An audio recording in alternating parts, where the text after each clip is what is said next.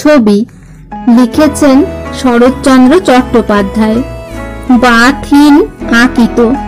তাহার শেষ ছবিখানি সে একজন সওদাগরকে দিয়া রাজার দরবারে পাঠাইয়া দিয়াছিল। রাজা ছবিখানি গ্রহণ করিয়াছেন এবং খুশি হইয়া রাজহস্তের বহুমূল্য অঙ্গুরি পুরস্কার করিয়াছেন। আনন্দে মা শোয়ের চোখে জল আসিল। সে তাহার পাশে দাঁড়াইয়া মৃদু কণ্ঠে কহিল, বাথিন, জগতে তুমি সকলের বড় চিত্রকর হইবে। বাথিন হাসিল, কহিল, বাবার ঋণ বোধহয় পরিশোধ করিতে পারিব। উত্তরাধিকার সূত্রে মা শোয়েই তাহার একমাত্র মহাজন, তাই এ কথায় সে সকলের চেয়ে বেশি লজ্জা পাইত। তুমি বারবার এমন করিয়া খোটা দিলে আর আমি তোমার কাছে আসিব না। বাথিন চুপ করিয়া রহিল। কিন্তু ঋণের দায়ে পিতার মুক্তি হইবে না, এত বড় বিপত্তির কথা স্মরণ করিয়া তাহার সমস্ত অন্তরটা যেন শিহরিয়া উঠিল। বাথিনের পরিশ্রম আজকাল অত্যন্ত বাড়িয়াছে। জাতক হইতে একখানা নূতন ছবি আঁকিতেছিল।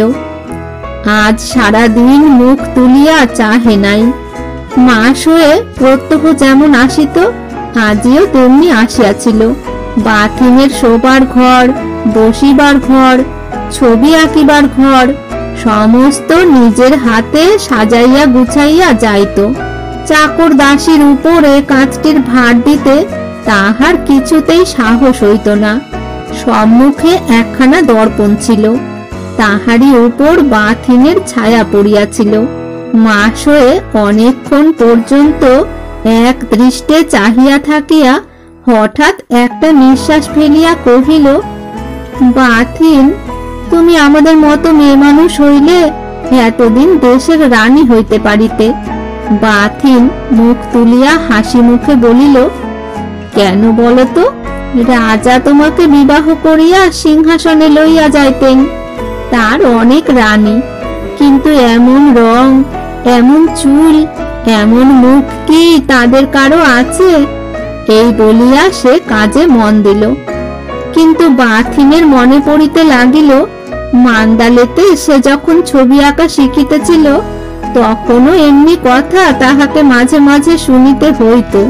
তখন সে হাসিয়া কহিল, কিন্তু রূপ চুরি করার উপায় থাকিলে তুমি বোধহয় আমাকে ফাঁকি দিয়া এতদিনে রাজার বামে গিয়া বসিতে।